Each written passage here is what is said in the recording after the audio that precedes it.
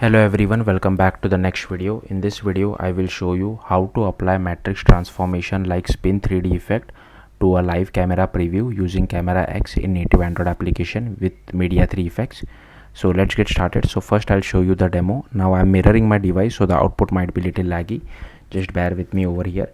So I'll just give the permission of file using the app, and this is my live camera preview. Hope the animation might be little bit janky for you. Again, I'm mirroring my device, that's why, but if you run it on a real device, it would be extremely fine. So I'm just moving my camera as well just to show it to you it works.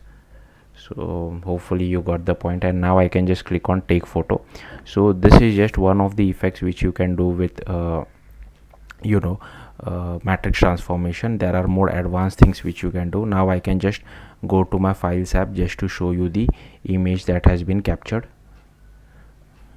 Okay, I'll just go to images, and here you can see now the image has not been proper, but again that was part of the transformation. It's because of that, because our camera is not still, it is continuously animating because of the Spin3D effect. So hopefully you got the point. Let's see how to do this.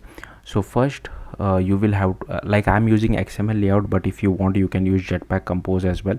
It's up to you what you want to use.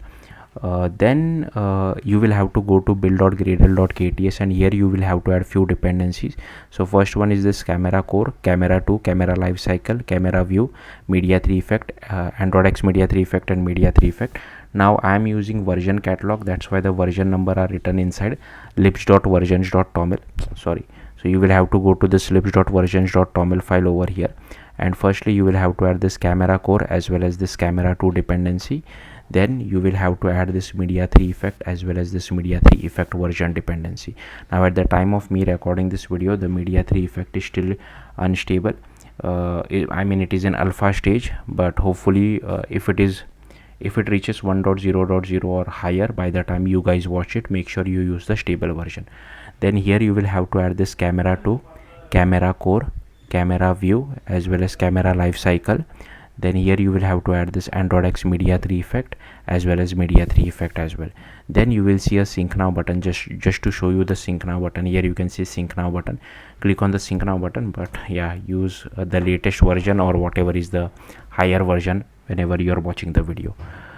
Just clicking on sync now would download the dependencies for you. Then you will have to go to android manifest.xml. here first you will have to check whether your device supports hardware Android camera or not.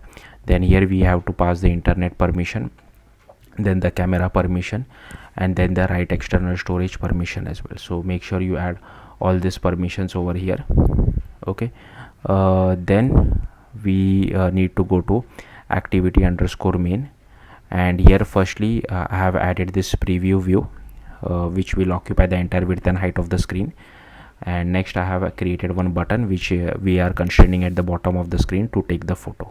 So pretty simple according to the UI. Then you will have to create one Java class called matrix transformation factory. Now you can create it as a Kotlin file as well. It's just that I have copied this code from the GitHub documentation of media 3 effect, that's why I've kept it as Java, but you can convert it to Kotlin as well, because this creating this Spin3D effect is not my cup of tea. Because it's pretty complicated. I mean it's not that complicated if you see only 34 lines of code, but I don't really understand it. Requires you to understand a bit of maths as well, which I don't really get it. So I'll simply scroll through this file. Feel free to pause the video wherever you feel like and just copy all this code.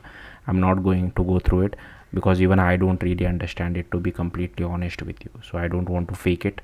Then you will have to go to main activity, then scroll up. So firstly these are all the imports which we are using.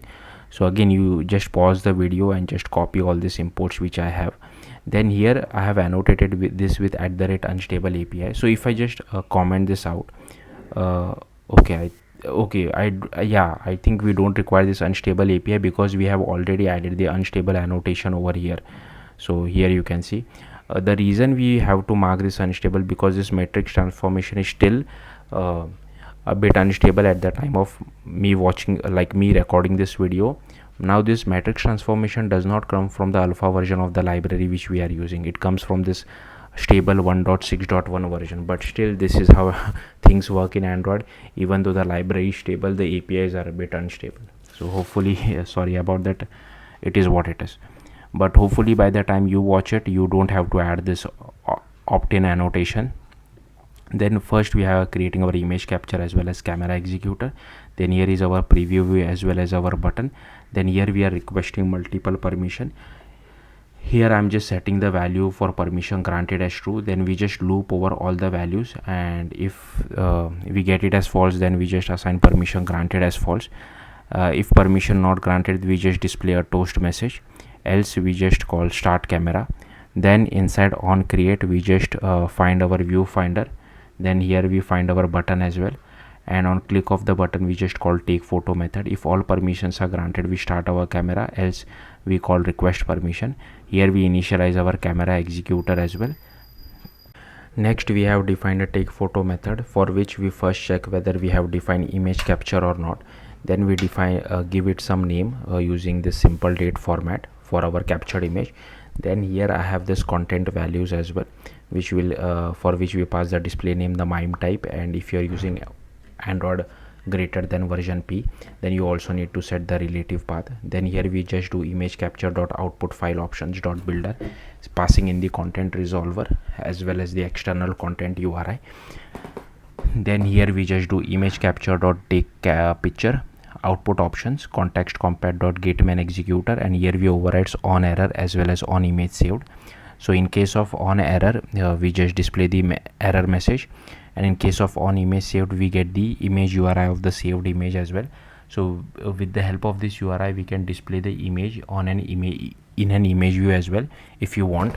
Then we just shut down our executor and display a toast message.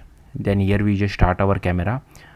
So here we have the aspect ratio strategy, the resolution selector strategy, then we have the camera provider feature, then we add a listener as well, and here we just do preview view dot builder, set the resolution selector, then do build, then do it dot surface provider viewfinder dot surface provider, then we just do image capture dot builder, set the resolution selector, set the capture mode as well.